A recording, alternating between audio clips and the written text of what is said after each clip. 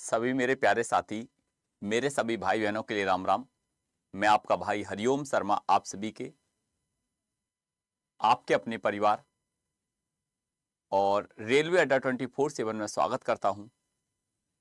और सभी प्यारे दोस्त, सभी भाई बहन कैसे हैं आप सभी? जितने भी यहां पर आ चुके हैं सभी एक बार सेशन को शेयर कर दीजिए, सबको बुला लीजिए, आप अपनी सभी क्लासेस में आ जाएंगे।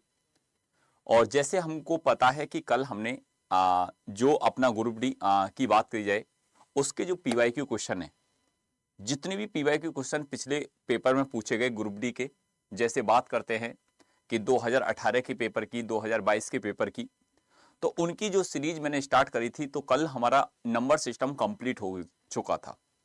आज जो चैप्टर होगा वो हमारा, ठीक है, और जितने भी स्टूडेंट यहां पर हैं, जैसे आपने देखा कि अगर आज जो चैप्टर होगा वो पीवाईक्यू क्वेश्चन कौन सा आज होगा, डेसिमल फ्रैक्शन।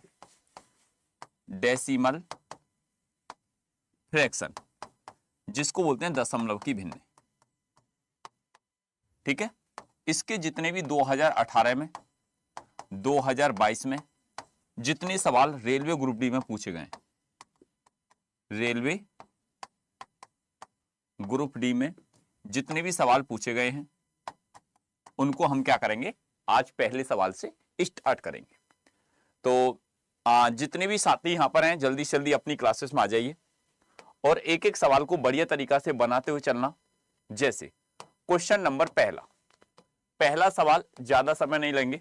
क्वेश्चन नंबर पहले सवाल का आंसर क्या बनकर आएगा? जैसे ये कहता है कि भैया अगर इसको डिसेंडिंग ऑर्डर, मतलब घटता हुआ क्रम, एक तो होता है असेंडिंग ऑर्डर, एक होता है डिसेंडिंग ऑर्डर। डिसेंडिंग मतलब जैसे चीजें क्या घटते हुए क्रम में कौन सी संख्या आखिरी होगी, घटते क्रम में लगाया जाए तो कौन सी संख्या आखिरी होगी। और ये सवाल जो है ना, जितने भी भाई बहन यहां पर हैं, सर मैंने अभी आपकी वीडियो देखी जिसमें आप कबड्डी खेल रहे थे, कैसी लगी थी आपको वीडियो? है बहुत शानदार, जबरदस्त लगी होगी। ठीक है, इधर को आओ। अब देखो, जैसे यहां पर आपने देखा कि सर पहले हम क्या करेंगे, अगर यहां पर ये डिसेंडिंग की जगह अगर बात करी जाए, असेंडिंग ऑर्डर भी दे सकता था, तो मैं इसको मेथड्स में सिखाऊंगा। किसमें? मेथड में, कि सवाल कोई भी हो, सवाल ये नहीं, मतलब पेपर में अगर यहां से सवाल आए तो आपको इसका मेथड पता होना बहुत जरूरी है। जैसे आपने क्या देखा कि सर अगर मैं इसको लिखता हूं, जैसे 11/14, 11/14, ठीक, ये कितना सर? 17/21, 17/21। इसी प्रकार से 5/7, 5/7 और 2/3, कितना? 2/3। तो मैं आपको क्या बताऊं कि यहां पर आप ये बता दें कि सर इसमें सबसे बड़ी संख्या कौन सी है और सबसे छोटी संख्या कौन सी है। अगर आपको ये कहता है घटते हुए क्रम में लगाना है कौन सी आखिरी संख्या होगी, तो इसका मतलब घटते हुए क्रम में जब मैं जाऊंगा तो सबसे छोटी जो संख्या होगी वो आखिरी संख्या होगी। अब छोटी संख्या निकालने के लिए आपको क्या करना होगा? आप अगर यहां पर, एक तो तरीका यह है कि सर मैं यहां पर क्रॉस मल्टीप्लाई करके इसका अनुमान लगा सकता हूं कि इसमें सबसे छोटी संख्या कौन सी है, क्रॉस मल्टीप्लाई करके। और क्रॉस मल्टीप्लाई पर अगर मैं गया, ध्यान से समझना, जैसे अगर मैं सर यहां पर अगर क्रॉस मल्टीप्लाई पर गया तो 21 की टेबल अगर 11 में पढ़ेंगे तो 21 एकम 21, एलसीएम 2, 21 एकम 21 और 2 23, 231। अब 14 का टेबल 7 बार, ठीक है। तो जितने भी भाई बहन यहां पर देख रहे हैं तो आप कहोगे कि सर इन दोनों में तो बात नहीं बनेगी, क्योंकि ये तो अपने आप में नंबर दोनों बड़े हैं। अब इन दोनों में देखते हैं, 5 तिया 15, 7 दूनी 14। तो अगर 15 और 14 की बात करी जाए, इन दोनों में सर छोटी कौन सी है? आप कहोगे कि सर 2/3 जो है वो आपको छोटी संख्या है, 2/3। अब 2/3 कौन सा ऑप्शन है? सर ये रहा। एक तो हो गया मेथड ये कि जो आपने क्रॉस पैटर्न से कर लिया। इसके 2 से 3 पैटर्न होते हैं। नंबर 1 क्रॉस पैटर्न, जो क्रॉस मल्टीप्लाई करके कर लोगे। नंबर 2 होता है डिफरेंस पैटर्न, जो अंतर लेकर आप करते हैं। इधर को आओ। जैसे आप कहोगे कि सर अंतर वाला पैटर्न कौन सा है? अंतर वाला पैटर्न आपको सीखना इसलिए जरूरी है क्योंकि आपसे कभी कभी ऐसा करता है कि ये आपसे कहता है कि इसको पूरे क्रम को डिसेंडिंग ऑर्डर में लगाओ, पूरे क्रम को अगर बात करिए असेंडिंग ऑर्डर में लगाओ। तो जब ऑर्डर में लगाने की बात करेगा तो आपको फिर ये पैटर्न सबसे ज्यादा इंपॉर्टेंट रहेगा कि जो डिफरेंस पैटर्न है। जैसे ठीक है, अब आपने देखा सर जैसे दोनों का अंतर लेते हैं, अंतर लिया कितना कितना आ गया 3 आ गया, यहां पर अंतर लिया तो कितना आ गया, आप कहोगे कि सर यहां पर 3 अंतर तो यहां आ गया 4, यहां अंतर लिया तो 2 हो गया, यह अंतर 1 हो गया। अब जो अंतर आपने लिया है, जो अंतर आपने लिया उसका एलसीएम ले लो, और अगर आपने एलसीएम लिया तो एलसीएम हो जाएगा 3 का 4 का 2 का 1 का, 3 का 4 का 2 का 1 का, एलसीएम हो जाएगा 12। तो आप बस क्या करना है कि इधर इसको 12 बनाने के लिए मल्टीप्लाई 4, इधर को 12 बनाने के लिए मल्टीप्लाई 3, इसको 12 बनाने के लिए मल्टीप्लाई 6, इस एक को 12 बनाएंगे तो 12 की मल्टीप्लाई। अब देखो आपको बिल्कुल क्लियर कर देंगे, 11 का टेबल 4 बार 44, 17 का टेबल 3 बार 51, 6 का टेबल 5 बार 30 और 2 का टेबल 12 बार तो 24। अब इसमें तुमसे कहता बड़ी संख्या, अगर कहता छोटी संख्या तो देखो सब में छोटी संख्या ये है 24 तो 2/3, अगर बड़ी की बात करता तो यह है 51 इन सगरे चारों में, तो 17/21 जो है, अगर बड़ी की बात करता तो 17/21 संख्या बड़ी हो गई, और छोटी की बात करी है तो भैया आपको पता है कि सर 2/3 क्या हो गई, छोटी हो गई। तो ये दोनों मेथड आपको यहां पर सीख लिया आपने। अब चलते हैं नेक्स्ट क्वेश्चन की तरफ। अगला सवाल आपके सामने स्क्रीन पर आ चुका है, क्वेश्चन नंबर दूसरा। क्वेश्चन नंबर दूसरे सवाल की बात करेंगे कि इस सवाल का आंसर क्या बनेगा। देखो निम्नलिखित में से कौन सी भिन्न सबसे बड़ी है, बताओ। अगर ये 4 आपके पास यहां पर ऑप्शन है और ये कहता है कि ये बताओ कि सबसे बड़ी भिन्न जो है वो कौन सी यहां पर निकल कर आएगी, बताओ। जितने भी साथी यहां पर देख रहे हैं बताओ भैया कौन सी भिन्न ऐसी है कि जो इसमें सबसे बड़ी है। अब देखो क्रॉस पैटर्न पर आप गए, क्रॉस पैटर्न पर गए, किस पर सर, क्रॉस पर, ठीक है। आपने कहा मल्टीपल वाला जो क्रॉस पैटर्न है, तो देखो एक बात बताओ, 12 एकम 12, 8 दूनी 16, ये 12 हो गया, ये 16 हो गया, दोनों में कौन सा बड़ा है, आप कहोगे कि 16, इसको हटाओ। 16 दूनी 32, 16 दूनी 32, 12 तिया 36, ये कितना हो जाएगा 36, इन दोनों में बड़ा कौन सा 36, इसको हटाओ। अब इधर आ जाओ, 20 तिया 60, यहां लिख दो 60, 16 का टेबल 4 बार 64, अब इन 60 और 64 में कौन सा बड़ा है, 64 बड़ा है। और जब 64 बड़ा है तो आप कह सकते हो सर 64 बड़ा है तो 4/20 क्या हो जाएगा, सबसे बड़ी संख्या हो जाएगी। 4/20 क्या हो जाएगी, सबसे बड़ी संख्या हो जाएगी। तो आप कहोगे कि गुरुजी यहां पर बी आपका राइट आंसर हो गया। तो मैं आपको कहता हूं कि दोनों मेथड आप सीखते हुए चलना। जैसे अगले नेक्स्ट क्वेश्चन की बात करते हैं, नेक्स्ट सवाल पर यहां पर चलते हैं। जितने भी दोस्त यहां पर देख रहे हैं, अगर तुमने इस सवाल को बताया मजा आ जाएगा। क्वेश्चन नंबर तीसरा, निम्नलिखित में से सबसे बड़ी भिन्न कौन सी है। और इसका ना एक बार पैटर्न सीख लो, बस एक बार पैटर्न सीख लो, फिर सवाल कैसा भी आ जाए फिर तुम गलत नहीं होगा। तुम सवाल को करना एक बार सीख जाओ बस। अब ये क्वेश्चन क्या कहता है कि सर अब देखो 3 से काटा 1 बार, 3 से काटा 5 बार, ये हो जाएगा 1/5, ठीक। 5 से काटा 1 बार, 5 से काटा 4 बार, ये हो जाएगा 1/4, बिल्कुल ठीक। ये 8 से काटा 1 बार, 8 से 8 बार, 1/8, बिल्कुल भी ठीक। अगर 25 से कितने बार, 4 बार, आप कहोगे कि सर 1/40। अब एक बात बताओ, इधर को आओ, ये आपको दिखाई दिया, आप कहोगे कहां गुरुजी दिखाई दिया। आपसे क्या करा, सबसे बड़ी भिन्न कौन सी है, सबसे बड़ी भिन्न। और जब कंडीशन ये हो, मेरी बात को ध्यान से सुनना, जब कंडीशन ये हो कि गुरुजी मतलब ऊपर अगर सबका अंश समान है, सबका अंश समान है, सबका बराबर है, सबका बराबर आ रहा है, तो उस कंडीशन में मेरी बात को यहां पर ध्यान से गौर से समझना, उस कंडीशन में अगर सबका अंश बराबर होगा तो आपको जिसका हर सबसे छोटा है, जिसका हर सबसे छोटा, क्या पूछ रहा है, सबसे बड़ी भिन्न कौन सी है। भाई इसने जो पूछा है वो पूछ रहा है कि गुरुजी सबसे बड़ी जो भिन्न होगी वो कौन सी होगी, सबसे बड़ी भिन्न कौन सी होगी। और सबसे बड़ी अगर भिन्न की बात करें, क्योंकि यहां पर जो अंश है ना सबका क्या है, आप कहोगे कि गुरुजी सबका, तो यहां पर सबसे बड़ी भिन्न जो हो जाएगी वो कौन सी हो जाएगी, बताओ बताओ ये सबसे बड़ी भिन्न कौन सी हो जाएगी। एक बार सभी प्यारे साथी, तो आप कहोगे कि सर देखो सबसे छोटा अंश हर किसका, 4 का, ये रहा 4, ये रहा 4।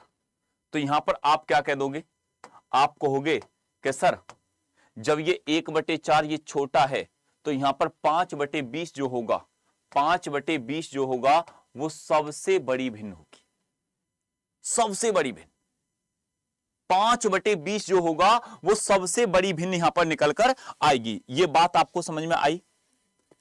एक बात बताओ, ये बात आपको समझ में आई? जितने भी स्टूडेंट यहां पर देख रहे हैं, तो 5/20 जो होगा वो सबसे बड़ी भिन्न होगी, क्योंकि यहां पर जो ऊपर वैल्यू है ना, सबसे बड़ी भिन्न सर 5/20 होगी। और सबसे छोटी कौन सी होगी? सबसे छोटी सर जैसे 1/40, इसका जो हर है वो सबसे ज्यादा दे रखा है, तो सबसे छोटी क्या हो जाएगी? बड़ी। बड़ी की बात करेंगे तो आपके लिए बताऊं 5/20।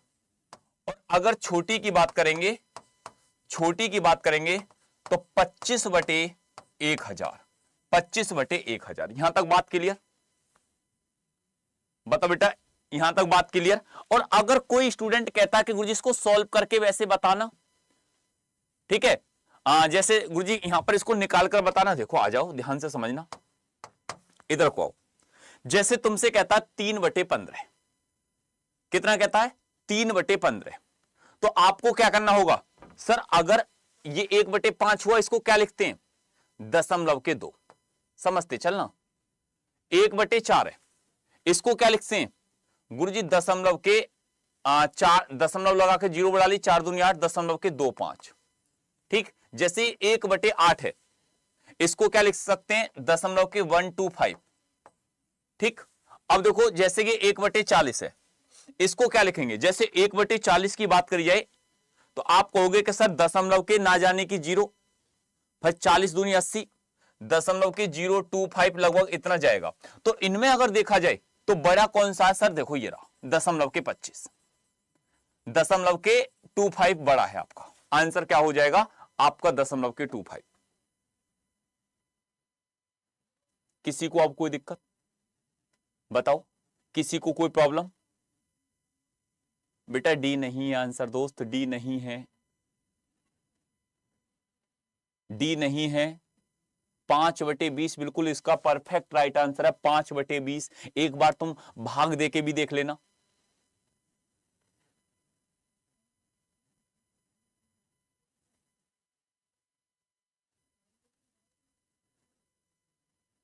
नहीं है बेटा 25/, देखो दोस्त एक बात तुमसे अगर कोई कहता है, इधर को, इधर को आना, 1/4 बड़ी है या 1/40 बड़ी है?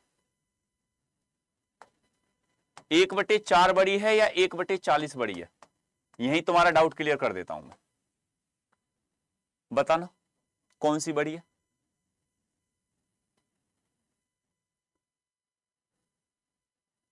बताओ कौन सी बड़ी है? तो आप कहोगे कि गुरुजी 1/4 का मतलब क्या है? भाग देना। देखो एक में कितने से? 4 से, दशमलव लगाया क्योंकि ना जाने की 0, 4 दूनी 8, 2 फिर 0 लगाई, 4 पंजे 20, 0.25 हुआ सर? बिल्कुल हुआ। और अगर जैसे कि 40 है, एक में भाग दिया, दशमलव लगा के 0, 1 0 बढ़ाई, 100 हो गया, 40 दूनी अब 80 हो गया। तुम कैसे कह सकते हो गुरुजी 40 पंजे, ये 0.25 है, 0.025 और ये 0.25 है, तो बड़ा तो ये है। बताओ। चलो अगले सवाल पर। हां सर अब क्लियर है। बताओ इस क्वेश्चन का आंसर क्या होगा? क्वेश्चन नंबर 4, चौथे सवाल का। बढ़ गया लेवल? एक सवाल में मतलब हवा निकल गई। लेवल बढ़ाओ। मैं कहता हूं कि बेटा सीखो, कॉन्सेप्ट सीखो पहले। बताओ इस क्वेश्चन का, ये वहां पर सब ऐसी लगती हैं, बड़ी और छोटी लगती हैं पेपर में। पेपर में चारों ऐसी लगती हैं कि चारों ही बड़ी हैं और चारों ही छोटी हैं, अगर प्रैक्टिस अच्छी नहीं हो तो। ठीक है, अब ये सवाल क्या कहता है? ये सवाल क्या कहता है बताओ? 4/9, 5/4, 3/8, 6/7 और आपको बताना कि सबसे छोटी भिन्न कौन सी है। जितने भी स्टूडेंट यहां पर देख रहे हैं, सबसे छोटी भिन्न कौन सी है? बताओ सबसे छोटी भिन्न कौन सी है? बताओ अगर गुरुजी क्रॉस मल्टीप्लाई से करा जाए तो हो जाएगा काम? बताओ सबसे छोटी भिन्न कौन सी है?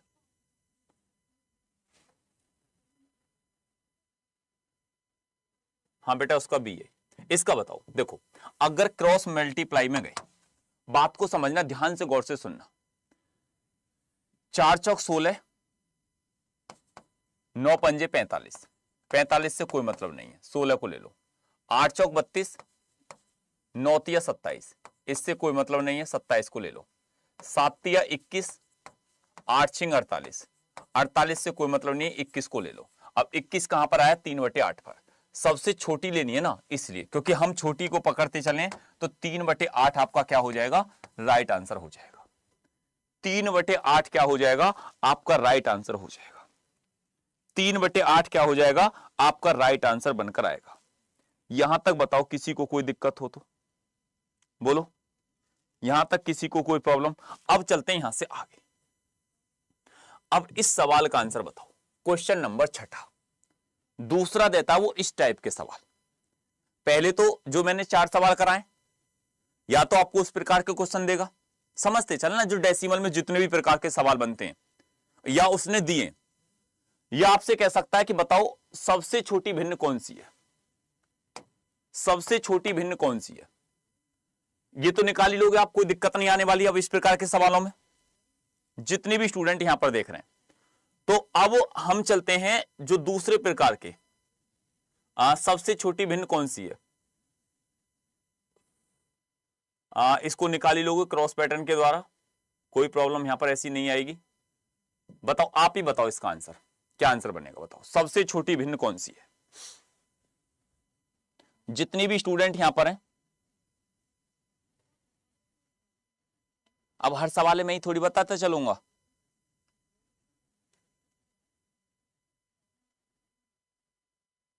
बताओ बताओ सबसे छोटी भिन्न कौन सी है?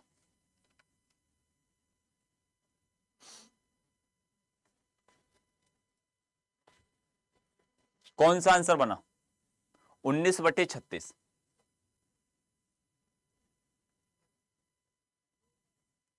देख लो, क्रॉस मल्टीप्लाई करके देख लो। 18 पंजे 90, 72,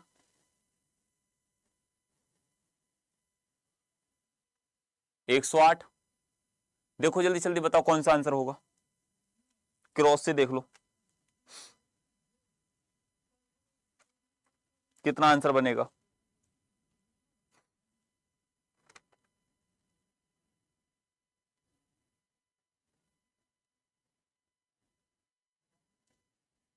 उन्नीस बटे 36।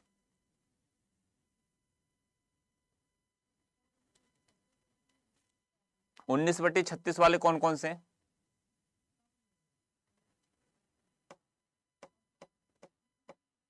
उन्नीस बटे 36, वेरी गुड।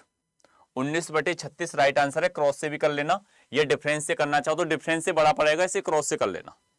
ठीक है, अब चलते हैं भैया, अब आते हैं शांत और अशांत वाले क्वेश्चनों पर। आ जाओ, क्वेश्चन नंबर 7। इस क्वेश्चन का आंसर बताओ, इस सवाल का आंसर बताओ क्या बनेगा? बताओ इस क्वेश्चन का आंसर क्या बनेगा? टाइप चेंज कर दिया अब यहां से। एक शांत दशमलव, टर्मिनेटिंग डेसिमल,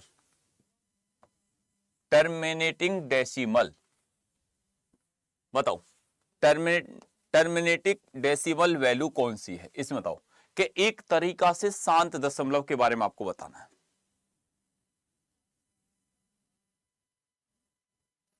बेटा कौन सा 16 सबसे छोटा था? है कौन सा वाला? बहुत कमेंट कर रहा भैया, ये कौन सा?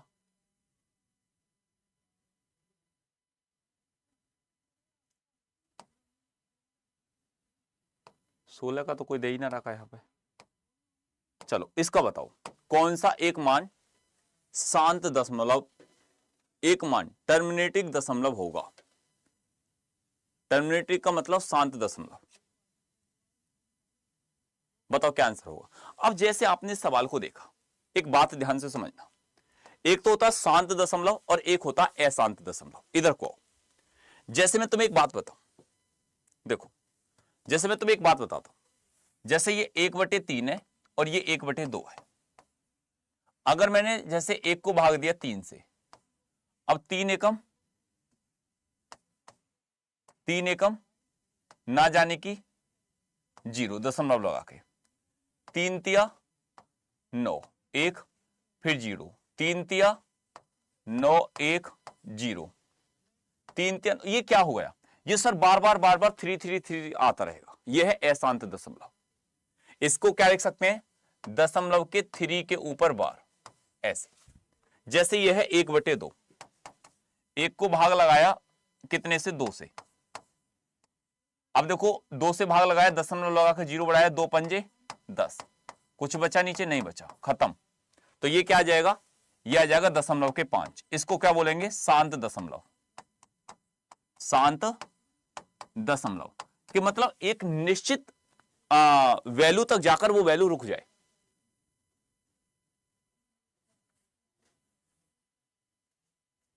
ठीक है, वो एक निश्चित वैल्यू तक जाकर रुक जाए। कौन से वाले में 3/8 बताया है?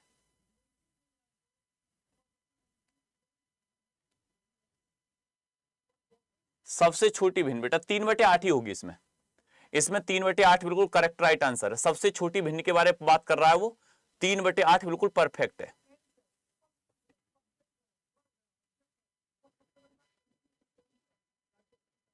कौन सा वाला सवाल?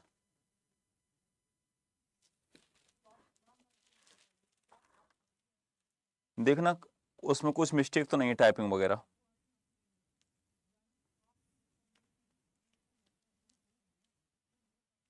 बेटा छोटी की बात कर रहा है ना। अब एक कह रहा है कि गुरुजी 4/9 होगी। बेटा 4/9 का वैल्यू बताऊं क्या हो जाता है? देखो जैसे 4 को भाग दे रहे हो 9 से, दशमलव लगा 0 बढ़ाई, अभी हो जाएगा 4 का टेबल 9 बार, 9 4 36, फिर कितना 4, फिर 0 बढ़ाई, तो दशमलव के ये कितना आ जाएगा? दशमलव के 4 4 4 लगभग आता रहेगा, और वो वैल्यू बैठ रही है दशमलव के 35। अब छोटी ये होगी या ये होगी? आप कहोगे कि सर ये होगी।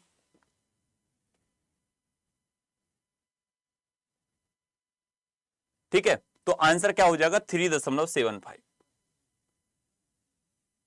अब इस सवाल का आंसर बताओ। कौन से वाले का? आपने देखा इस वाले का, बताओ।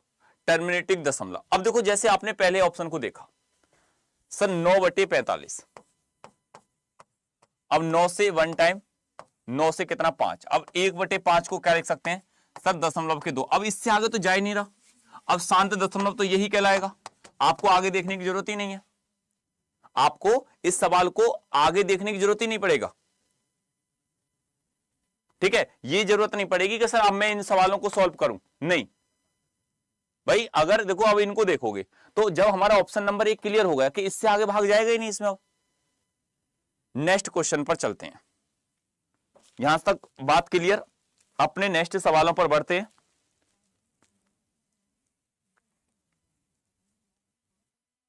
ठीक है, चलो अगला सवाल।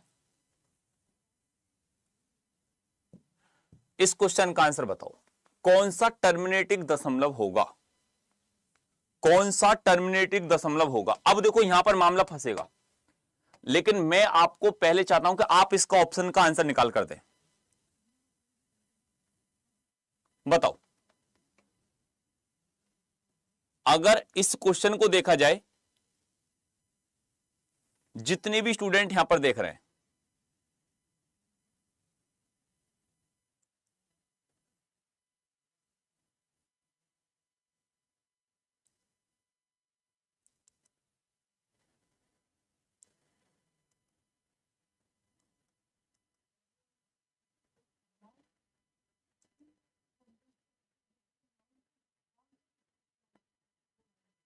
बताओ बेटा, अब इस सवाल का आंसर बताओ। जैसे एक क्वेश्चन है कि सर यहां पर शांत दशमलव कौन सा होगा? 4 ऑप्शन में बताओ।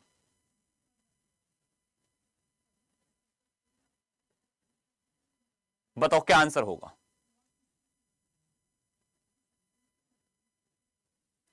अब देखो एक बात ध्यान से सुनना, बिल्कुल, कि सर अगर मैंने देखो इनको भाग दिया 3 से, 3 एकम 3, 3 एकम 3, 12 पंजे 60, 12 छिंग 72, ये 1/6 हो गया।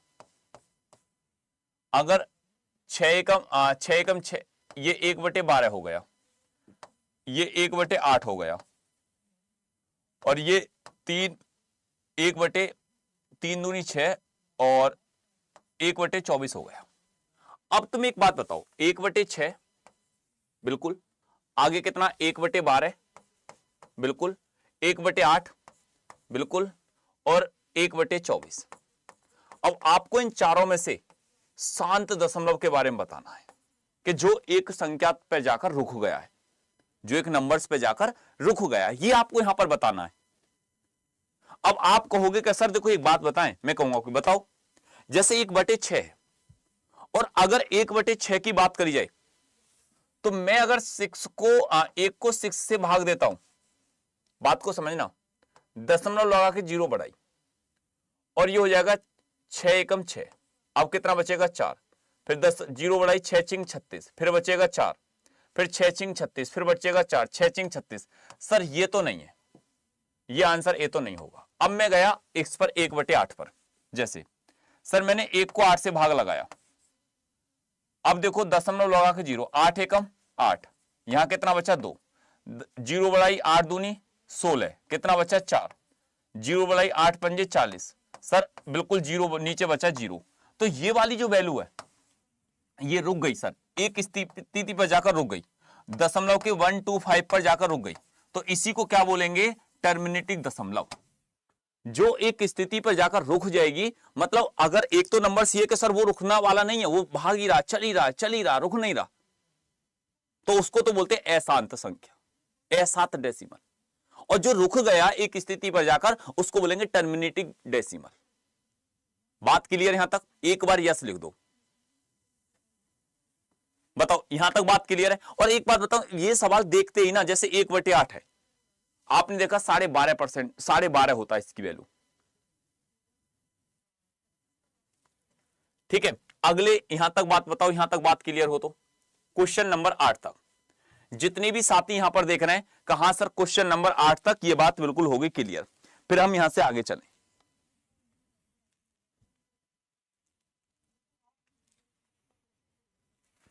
फिर हम यहां से आगे चलें।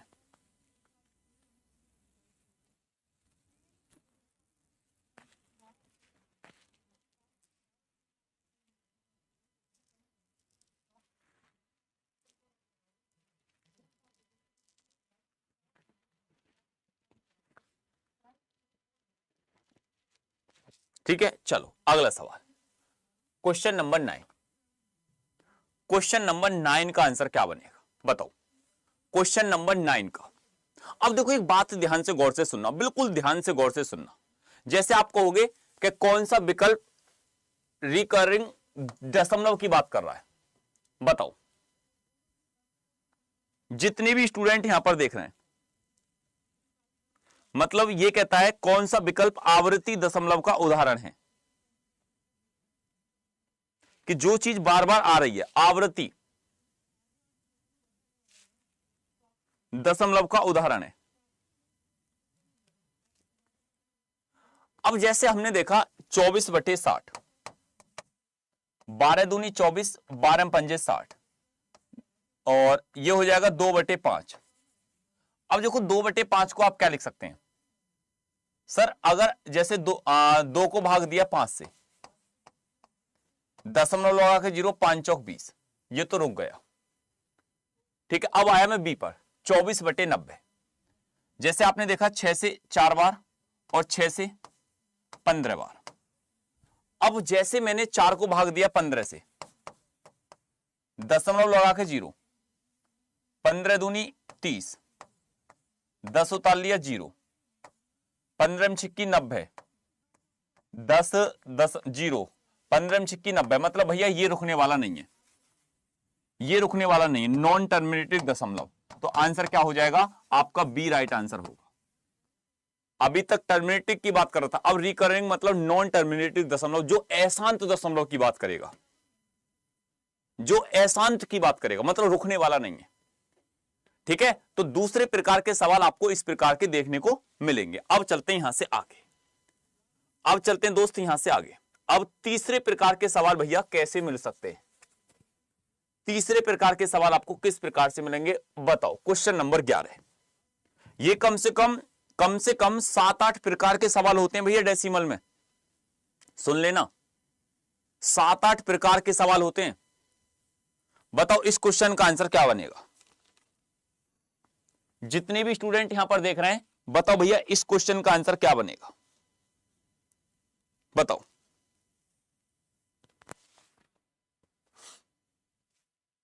बताओ इस क्वेश्चन का आंसर क्या बनेगा। अब एक बात बताओ, जैसे आपने बार की वाली संख्या को देखा, बार वाली संख्या को, तो आप कहोगे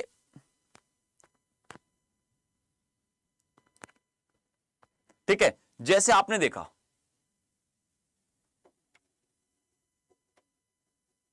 ठीक है। अब मेरी बात को यहां पर ध्यान से गौर से सुनना, क्या कि सर जैसे ये 16 है, ये कितना 16 है, तो आप बिल्कुल पूरे नंबर्स को उतार दो।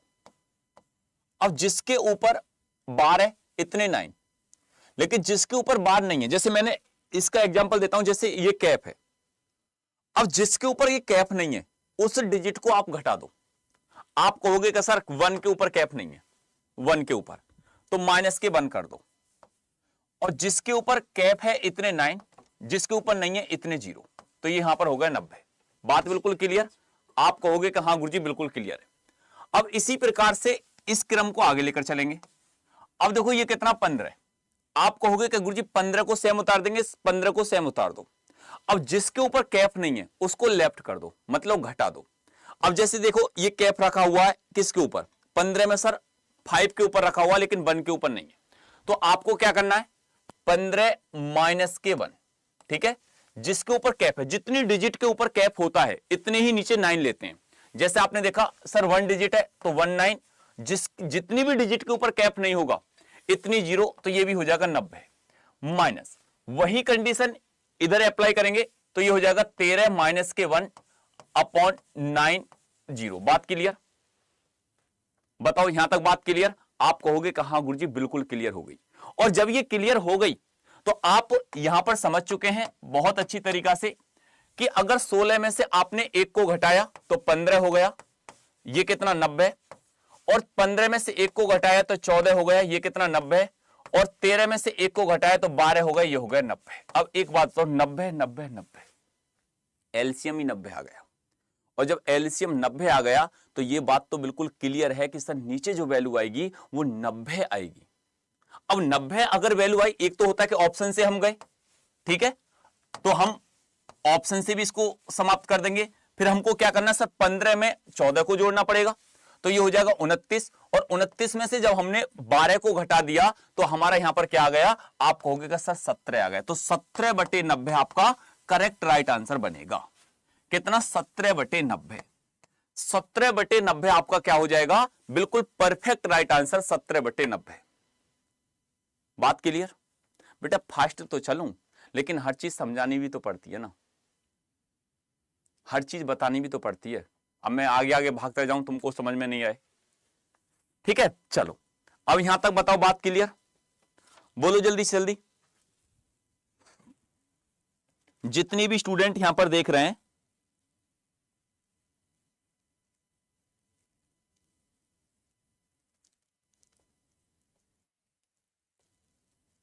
चलो अगले सवाल पर चलते हैं।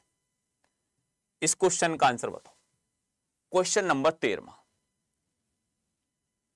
क्वेश्चन नंबर 13 सवाल का आंसर क्या होगा। देखो ये कहता है दशमलव के 424 और 24 के ऊपर 12, इसको P अपॉन Q के रूप में व्यक्त कीजिए, और P और Q एक पूर्णांक है। अब एक बात बताओ, इधर को आओ। आपने क्या देखा कि सर मैं इसको 424 को बिल्कुल सेम लिख दूंगा, लेकिन जिसके ऊपर ये छाता नहीं है, जिसके ऊपर ये कैप नहीं है, उसको मैं क्या कर दूंगा सर, लेफ्ट कर दूंगा। अब जैसे जिसके ऊपर ये रखा हुआ है वो सारी डिजिट आपने लिख दी, लेकिन जिसके ऊपर कैप नहीं है उसको इसमें से क्या कर देंगे सर, माइनस कर देंगे। बात क्लियर। आप कहोगे कि हाँ सर बिल्कुल बात क्लियर हो गई है, कर दो लेफ्ट। अब देखो जैसे आपने देखा सर ये 4 है, इसको क्या कर देंगे, इसको लेफ्ट कर दिया माइनस के 4। अब देखो कितनी डिजिट हैं, 1 2, तो 2 9, किसके ऊपर नहीं था कैप सर, 4 के ऊपर, तो 1 0, जितनी डिजिट के ऊपर नहीं था। ठीक है, अब यहां पर इसको भैया सॉल्व कर लो। देखो अब अगर सॉल्व करने की बात करेंगे तो यहां पर कितना हो जाएगा, 424 में से आपने जब घटाया तो सर 420 बटे कितना 990। अब जैसे ही आपने देखा, देखो 0 से 0 कट गया, 0 से 0 कट गया। अगर कहीं वैल्यू कट रही है, जैसे अगर आपने देखा, आप कहोगे कि सर बिल्कुल डिवाइडेड हो रही है। ठीक है, देखो कैसे, कि अगर 3 से काटा 14 बार और 3 से काटा 33 बार, तो 14 बटे 33 आपका राइट आंसर हो जाएगा। आपका यहां पर सी बिल्कुल परफेक्ट करेक्ट राइट आंसर बना। यहां तक बात क्लियर, बोलो।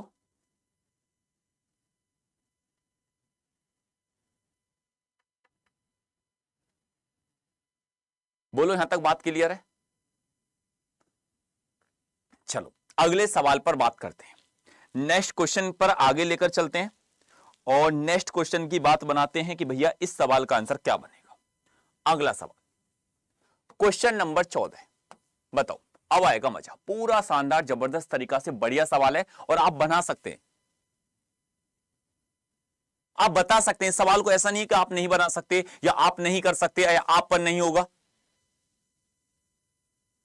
अब एक बात सुनो, जैसे आपने इस क्वेश्चन को देखा, इस सवाल को आपने परखा, इस सवाल को आपने समझा कि सर जैसे हमने इस क्वेश्चन को उठाया तो यहां से क्या पाया, हमने पाया 0.372, लेकिन कैप कितने के ऊपर है सर, 72 के ऊपर कैप है, 72 के ऊपर कैप है। और अगर 72 के ऊपर कैप है तो आपको क्या करेंगे, पहले आप पूरी डिजिट को सेम उतार दो, 372। अब किसको लेफ्ट कर देंगे, जिसके ऊपर बार नहीं है, ये 3 को कर दो माइनस के लेफ्ट, बटे कितनी डिजिट है जिसके ऊपर छाता रखा हुआ है, 2 डिजिट, तो 2 ही 9 लगा देंगे नीचे। और जिसके ऊपर कैप नहीं है इतनी 0, 1 डिजिट है जिसके ऊपर कैप नहीं है, 1 0। अब इसको 372 में से 3 को घटाओ तो ये हो जाएगा 369 और नीचे क्या हो जाएगा 990। अब देखो 9 से काटो, कितने से भैया, 9 से, 9 4 36, 9 एकम 9, 9 एकम 9, और ये कितने बार कटेगा, ठीक है 9 4 36 और 1 9 एकम 9, 9 से अगर देखा जाए सर 10 बार, भाई 110 बार, ठीक है 110 बार। तो अब एक बात बताओ, आपसे क्या पूछा है, इसको जब आपने सॉल्व कर लिया तो आपसे क्या कह रहा है, आपसे कह रहा है कि x और y से अभाज्य संख्या है, और ऐसा ही है भाई, x और y की बात करी जाए से अभाज्य संख्या है, क्योंकि इन दोनों का HCF 1 है।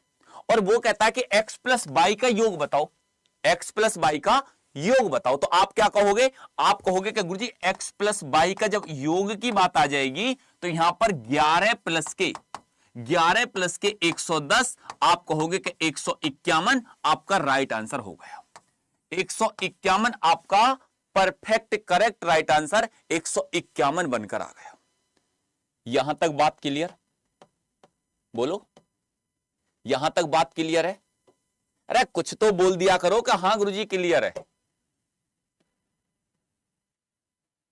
C4 हरिओम भैया की गर्लफ्रेंड की कसम है, ये कौन सा ऑप्शन हो गया, अबे ये तो ऑप्शन तुमने नया ही बना दिया आज। आ जाओ, चलो यहां से आगे चलते हैं और क्वेश्चन नंबर क्या हो जाएगा, ये 14 यहां पर आपका क्लियर हो गया।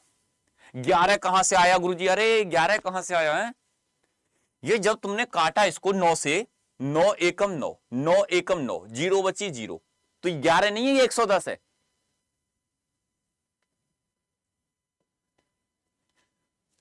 ठीक है, चलो अब चलते हैं यहां से आगे। यहां तक बात क्लियर, पहले ये बताओ कि यहां तक बात क्लियर है तो फिर मैं आगे चलूं। चलो भैया नेक्स्ट क्वेश्चन, अब बताओ क्वेश्चन नंबर 15वां, 15वें सवाल का आंसर क्या बनेगा, 15वें सवाल का आंसर क्या बनेगा।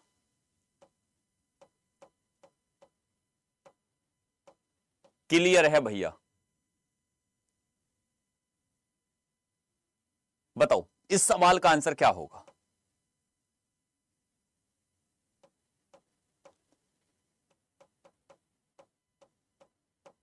देखो अब ये सवाल आपने देखा बहुत शानदार जबरदस्त तरीका से। आप कहोगे कि गुरुजी ये तो थम ही नहीं रहा, ये 777 तो थम ही नहीं रहा। अरे ना थम रहा तो थाम दो इसको। इसका थामने का एक तरीका बता दूं। अगर कोई चीज नहीं थम रही हो उसके ऊपर इस टोपी को रख दो, वो थम जाएगी। कैप लगा दो।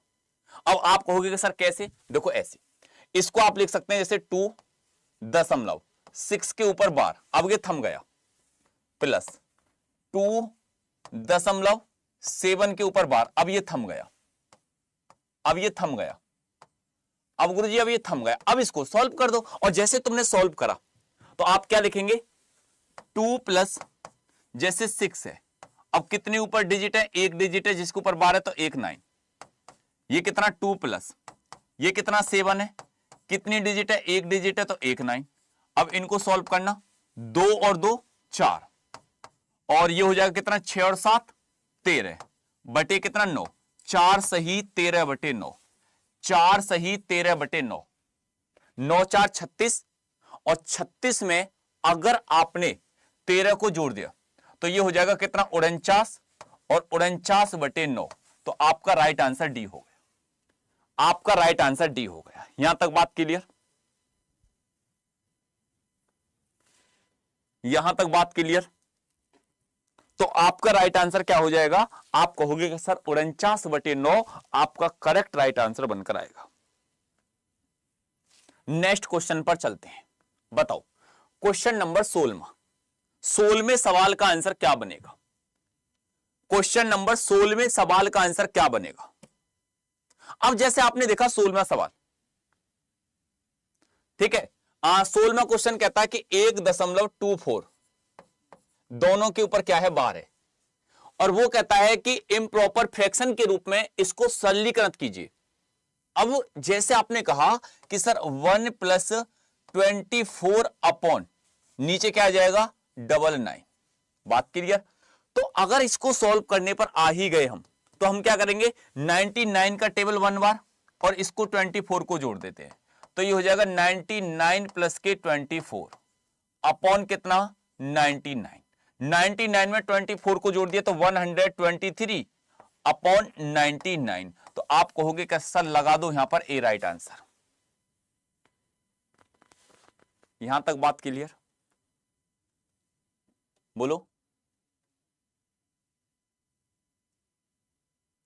एक बार सभी स्टूडेंट, सभी मेरे भाई, सभी मेरी बहनें, एक बार बताओ इस सवाल का आंसर क्या बनेगा?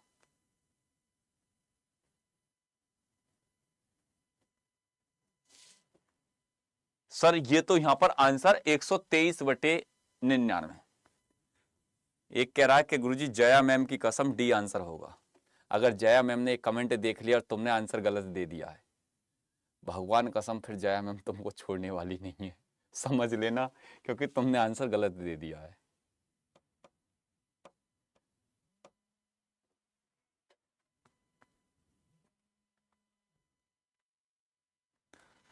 हाँ गुरुजी। हेलो। हाँ आ रही है। हाँ जी हाँ जी।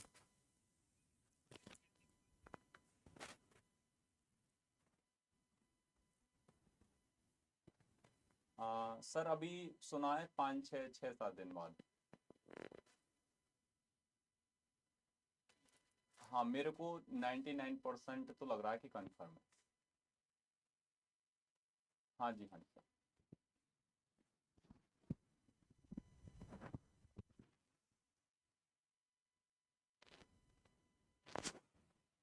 यहां तक बात क्लियर? एक बार सभी स्टूडेंट जितने भी यहां पर हैं,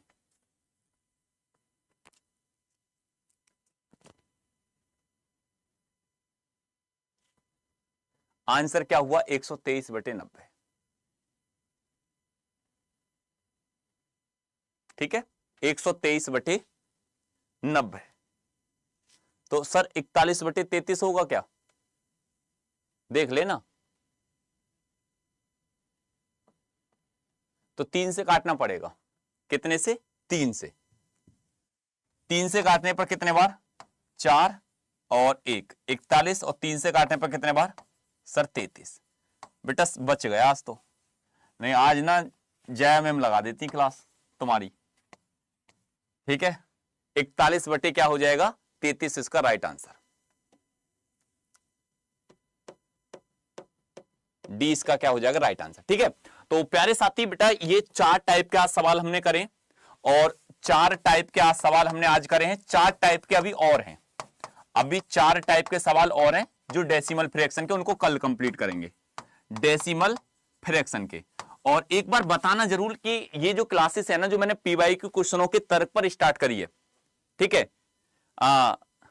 तो एक बार जरूर बताना कि क्लास कैसी लगी। और जो स्टूडेंट आज बेटा एनटीपीसी के लिए कह रहे थे कि भैया हम कौन सा बैच लें, तो सुन लो भैया एनटीपीसी वालों, इधर आ जाओ। जो एनटीपीसी वाले आप में से आज से बैच स्टार्ट हो रहा है एनटीपीसी वाले, और मैंने उस दिन से नहीं बताया था, मैंने कि जिस दिन बैच स्टार्ट होगा उसी दिन मैं आपके लिए जानकारी दूंगा।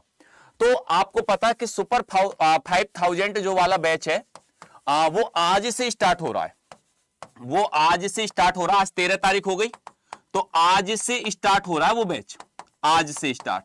और दूसरी बात सुनो कि ये जो बैच है ना, ये शानदार लाजवाब जबरदस्त बैच है, मैं आपके लिए बताऊं। ठीक है, जितने भी साथी, जितने भी मेरे भाई बहन, अगर तुम एनटीपीसी की तैयारी कर रहे हो, आप कह रहे हो कि हाँ हरिओम भैया मैं एनटीपीसी की तैयारी कर रहा हूं, तो आपको कहीं भी जाने की कुछ भी जरूरत नहीं है। आप इस बैच की तरफ चले जाना, आप इस बैच की तरफ चले जाना, इस बैच की तरफ। अगर आप खाली एनटीपीसी की तैयारी कर रहे हो कि सर मेरा टारगेट मात्र एनटीपीसी है, मुझे दुनियादारी से कोई मतलब नहीं है, ग्रुप डी हो कुछ भी हो, लेकिन सर अब की बार मैं एनटीपीसी जरूर निकालूंगा, तो आप मेरे कहने से आप इस बैच की तरफ चले जाना। ये बैच कौन सा है? ये बैच बहुत सुपर डुपर बैच है। और अगर सुपर डुपर बैच की बात करिए, आप अड्डा 24/7 एप्लीकेशन डाउनलोड करना अपने फोन में, और जब अड्डा 24/7 एप्लीकेशन आप डाउनलोड कर लो, ठीक है, तो आपको क्या करना है, आप ऑल कोर्सेज जाना, आप जाना रेलवे, और रेलवे को आप ये दिखाई देगा NTP railway foundation course, railway महापैक। आप सबसे ही पहले जब जाओगे आरआरबी एनटीपीसी, तो सबसे पहले आपको यही बैच दिखाई देगा जो आपको सुपर 5000 वाला जो बैच है आरआरबी एनटीपीसी के लिए, सीबीटी फर्स्ट और सेकंड, मतलब पूरी तैयारी आपको इसी बैच के अंतर्गत कराई जाएगी। आपको ये नहीं कि सर कोई अलग बैच लेना पड़ेगा सीबीटी सेकंड के लिए, नहीं, प्री भी आपका इसी से होगा और मेंस भी आपका इसी से होगा। ठीक है, तो आपको क्या करना है, जितने भी साथी यहां पर देख रहे हैं कि अगर आप एनटीपीसी की 13 नवंबर आज से स्टार्ट हो रहा है, और इस बैच में आपको मोर ऑफर पे जाना, क्योंकि आपको डिस्काउंट मिल जाएगा इसमें, और कूपन कोड लगा लेना भैया, क्या YT07, एक ऐसा कूपन कोड बता दिया कि जो आपको तमाम आपके प्राइस को कम कर देगा। मतलब अगर बात करिए तो आपको ये बैच आपको इस कूपन कोड के द्वारा कम प्राइस में मिल जाएगा, तो इसको आप लगा लेना। और ध्यान रखना YT07, ठीक है, क्या हो जाएगा YT07, और इसी कूपन कोड लगाकर आप कुछ भी अगर अड्डा 24/7 एप्लीकेशन से लेते हैं तो बिल्कुल जरूर जुड़ना। ये सबसे ज्यादा एक आपको पता है कि 7 दिन आपके साथ आपका भाई खड़ा हुआ है, YT07। हर दिन संभव कि आप जितनी भी मेहनत करें, और अब की बार बेटा सिलेक्शन जरूर लें, अब की बार पूरी जी जान लगा दें, और अब की बार सिलेक्शन जरूर लें। ठीक है, अब जो स्टूडेंट अगर आज इस बैच से जुड़ना चाहता है, तो एक बार कमेंट बॉक्स में YT07 लिख दो, कहां हरिओम भैया अगर तैयारी हम भी एनटीपीसी की करेंगे तो हम इस बैच से पक्का जुड़ते हैं, और पूरी मेहनत से, ईमानदारी से, पूरी लगाव से और पूरी तरीका से अब की बार जी जान लगाकर हम फाइनल सिलेक्शन लेकर दिखाएंगे। और यही है, और जब आप इस बैच से जुड़ो इसका एक स्क्रीनशॉट ले लेना, क्योंकि जिस दिन आप सिलेक्शन लेकर आओ तो एक बार दिखा तो दे देना कि हरिओम भैया देखो हम YT07 वाले हैं, और फाइनली आज सिलेक्शन लेकर आपके सामने आ गए। ठीक है, तो इसका एक स्क्रीनशॉट और ले लेना। प्रवीण कुमार वेरी गुड भैया, बहुत अच्छे, और हरेंद्र चौहान, जितने भी स्टूडेंट यहां पर जुड़ रहे हैं तो एक इसका स्क्रीनशॉट जरूर लेना। ठीक है, और जितने भी साथी, जितने भी भाई बहन हैं, बहुत मजा आने वाला है। पूरी आनंद से, पूरी ईमानदारी से पढ़ना, मेहनत करना, और पूरी तरीका से मेहनत से लग जाना। और अब जो भी कोई डाउट हो तो कमेंट बॉक्स में लिख देना इसके में। जय हिंद, जय भारत।